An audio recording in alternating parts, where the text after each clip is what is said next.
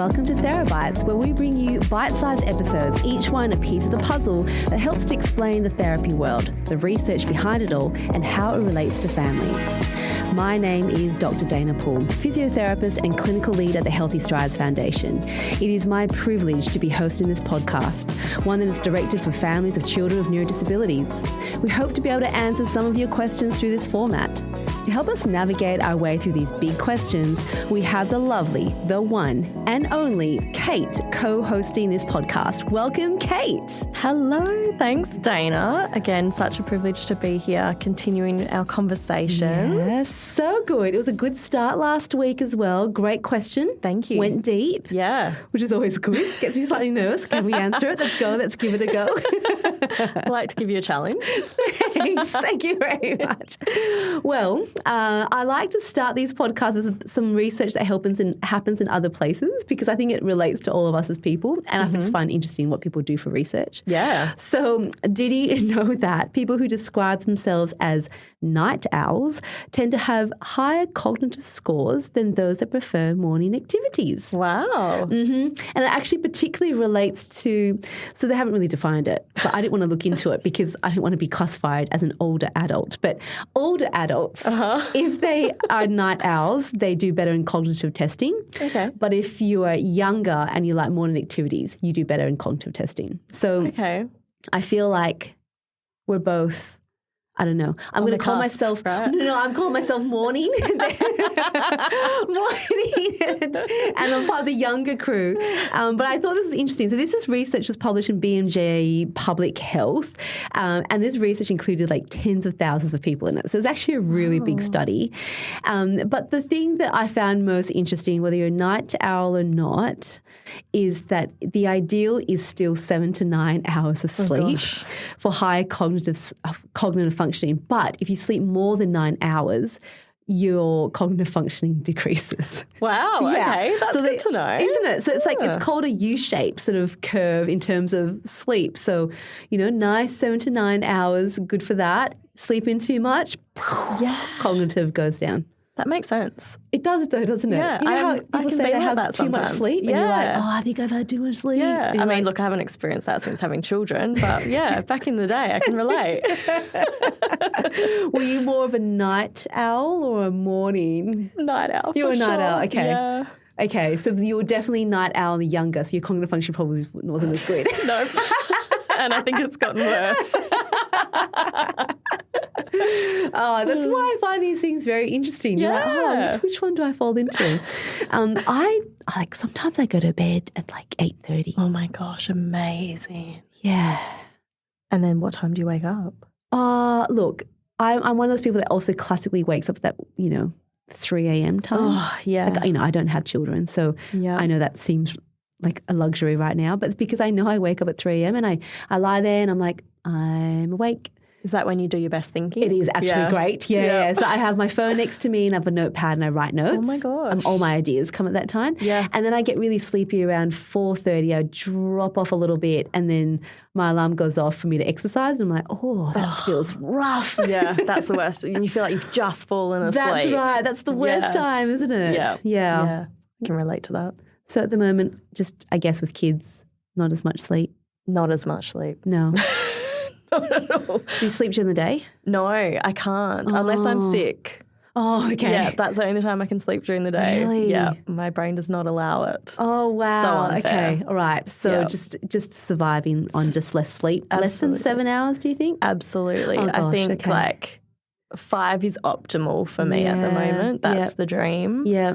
7 probably happens maybe a couple of times a week if I'm lucky. Wow, okay. And I feel great the next day. Yeah, just the replenishment from there, right? Yeah. But it's so important. Sleep is one of those things that we do talk about a lot. And but it's hard to do during certain seasons of life when you've got young children and they're up and if they're sick and what are you going to do, right? Exactly. It's so hard. Oh, well, anyway, for people out there who are thinking about their sleep, optimal, 7 to 9.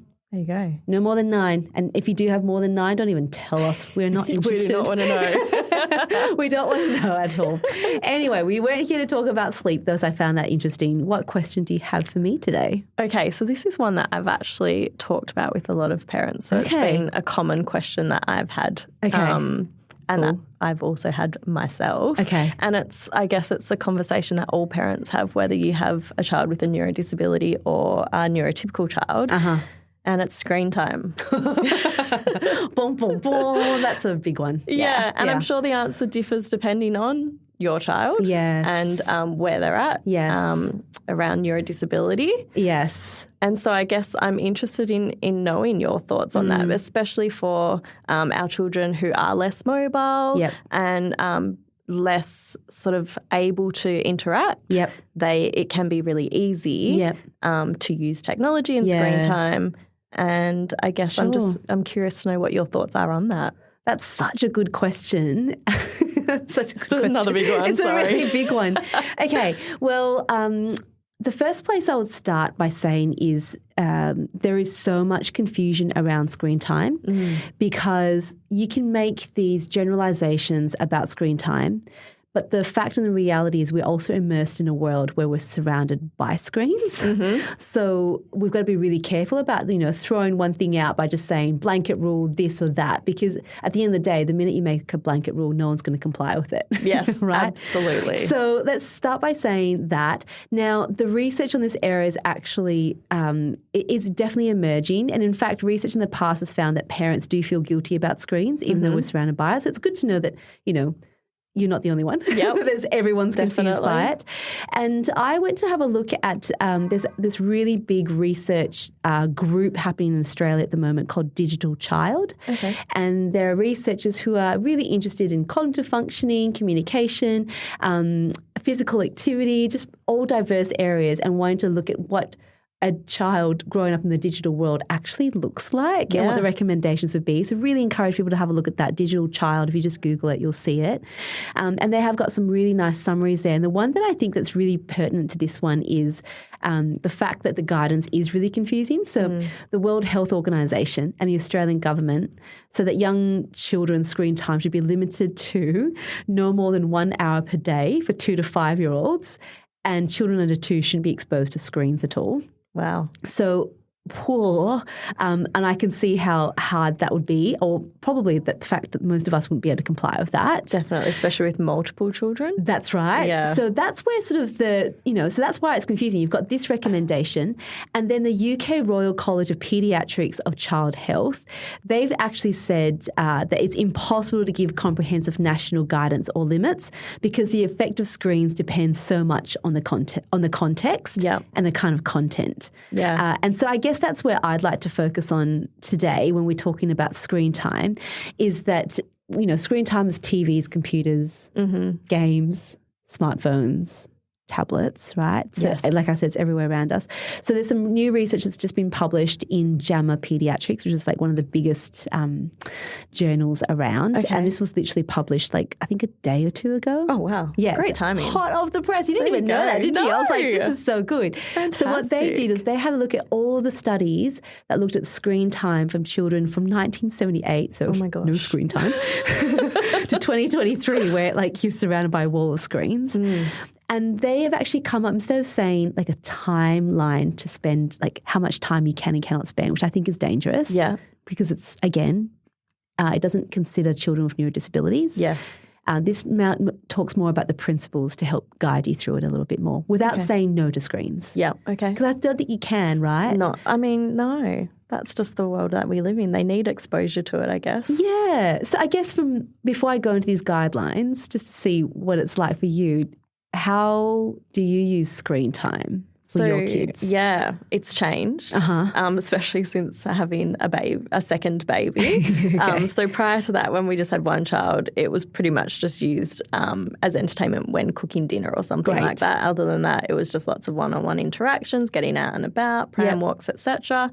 Then when the second came along, it then became the babysitter, the distractor. When you've got a crying baby that you've got to feed, then you've got to know that your other child is getting some sort of entertainment interaction, and sometimes that's the only form you've got available. Yes. And then gradually, as our oldest has gotten older, with sickness, with hospitalizations and things like that, it's just sort of become a very regular thing for him to have an iPad. And it's also a really good insight for us where he sits, cognitively, how he uses it, because we get to see him use things that we wouldn't be able to see how he functions with other things. Yeah. So I guess it gives us more insight into where he's at. Yes.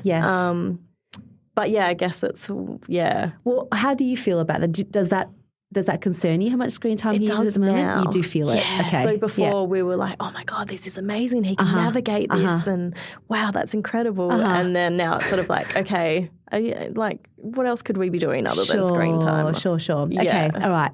Well, to me, from the way you've described it, you already have quite a healthy thought about how screens are used, and they actually really align really well with the guidelines. Oh, yeah, with the principles. So the first one that they've come up with is make screen time together time, and that means just co-viewing or co-use. So again, screens will be, they're around, and there's a lot of great educational pieces that are out that are targeted for children of all different abilities, really, when you think about it, right? There's all different kinds of things. So there's basically saying you can use it for child's thinking and reasoning skills. So thinking about language development, social communication skills, language understanding and processing. So whilst you're watching something, you can still, watch it together, and you might ask more questions like, oh, why do you think Bluey did that? Yeah. How many friends do they have? Let's count. And so you can really incorporate a lot of language skills with that. And so again, it's not saying don't do it. It's just if you do it, try to do some of that time together and make it a bit of a family time, just like you would with, I guess, with reading a book. Like reading books is wonderful and really still encouraged to do that. But if your child is spending more time on the screen, you can still be asking those probing questions of how, who, why, when, and get them to describe things that they've seen to you and their recall and memory from that as well. So you can definitely do things like that. Mm-hmm. So that's their first recommendation. The second one is to choose age-appropriate content that encourages play. So their thing, again, was like, not all screen time is bad. In fact, there is definitely a link, which is, I think we all know this, between age-inappropriate content and bad behaviour and social skills, which therefore remains the opposite is true. So try to show good age-appropriate content and then match it to the developmental stage. So the concern often is if they're watching too much screen time, are they too sedentary? Like that's often a worry, right? Yes. Are they just sitting indoors? But if it's raining outside, you can't really go outdoors. Try to find sick something. In a hospital Exactly. Yep. If there's some actions that they can do, if there's dancing, this is why the Wiggles are amazing. You can watch things online, right? And you can get up, you can learn the songs. So that's not bad. That's not bad at all. And so you're just seeing a different purpose for it. And sometimes labeling what the purpose is really helpful for you to relieve that guilt, because being guilty about it is not great for you. No. And probably contributes to lack of sleep because you're thinking about those things, right? Yeah. Right. One of the many things. Yes, that's the second one. The third one I think relates to all of us really well is like, don't let screen times get in the way of the parent-child interaction. And so that means us as well. Yes. Like, how are we on our phones scrolling through content whilst the child's also doing that, and therefore you're not actually interacting. Yeah. So it's just being really aware of that, whether it's at dinner time, there's no screens, whether, when it's family time, the screens go away and you're interacting. It's just being conscious that not everyone's on a screen at the same time and being in the same room and not talking. Yeah. I mean, have you seen when you, I think this is always really funny, when you go out and you see people at dinner and everyone's out at dinner together and everyone's on their phone and you're like, Yeah. And it's really easy to see, but then you go, oh, I could be really guilty of that. It's so easy to. Absolutely. Right? Yes. Especially when, like, I guess we live in a time when more people have more screens. Like, I'm sure if you go out, you'd have a phone, kids would have an iPad. Like, there's just more availability. Yeah. So just being conscious of that. And the final recommendation is actually not to have the TV on in the background. Yeah, okay, that's good to know. Which I feel like I'm really guilty of. Like, I love having the TV on in the background. I just love background noise. Absolutely. And actually this was raised when I spoke to a speechie in the US, in Florida. She was really studying otitis media, so like ear infections. And her recommendation was, because if children have ear infections, which a lot of kids do, right, under 5, whilst they have an ear infection, not only they're not practicing their own communication skills, language skills, they're also like losing hearing during that time. So they're not taking in the noise and information for them to learn. And if you have an ear infection multiple times per year during crucial periods of development, that can really impact their communication and their language skills. So her recommendation was, try to not have the TV on in the background because you want them to be able to focus on what you're saying and be able to be really clear with that language. And so she was a huge advocate for that. And I guess in this context is same thing. We don't want to divert attention from playing and learning by listening to other things. You want to actually have some focused attention. Yeah. So look, those recommendations from, experts in the area, I feel like are just really helpful by not giving a number. I don't think a number needs to be provided because it's so different. Yeah, I feel better already. Oh, good. That does make sense. Yeah, because again, a lot of these guidelines and numbers don't take into consideration that some children with neurodisabilities would find communication more difficult. So they might actually communicate using a screen. So we're saying not to use a screen? Yeah. No, ridiculous, right? So there's a lot of different reasons for it. And I guess it's just being conscious of, we know screen time has an influence for going to sleep. Yes. So and that's for all of us. Yes. So it's me as I'm, scrolling through, looking at stuff before I try to go to sleep. We know that it has that light into the eyes whilst you're trying to go to sleep isn't particularly helpful. So you try to take it away if you can. Yeah. But if it escalates in behaviour and then you get this full tantrum and then they're really sort of heightened, that's not going to help them going to sleep either. No, exactly. So taking that away just because we know that light isn't so great, well, you base it on function. So, you do pick your battles as well, right? Yeah, absolutely you do. Yeah. So anything that you think you would change or do more of, or do you feel more reassured? I feel more reassured. I think it's definitely always about just being aware of it. Yeah. I definitely feel more reassured. Thank you. That's good. I'm glad you feel more reassured because you don't want to have to change things too much. No. Yeah, exactly. So my advice is to label the things that you can see. So when you're picking content, help relieve your guilt as well by kind of going, there's actually some great language here. Yeah. There's nursery rhymes that are going to be singing at kindy. And for sure, if it's a great day and you're feeling up for it and you can, go out. Yes. And play games and do all those sorts of things as well. So you find those opportunities. But the times where you need to do it, technology's there for a reason and sometimes it's okay to use it. So, yeah. Oh, that's good to know. Good. Thank you. Good question. Thanks for those who talked to you about it as well to put this forward because it's obviously a common one. Definitely. Yeah. All right. I hope that was really useful for all of you too and we'll talk to you all again really soon. Bye. Bye.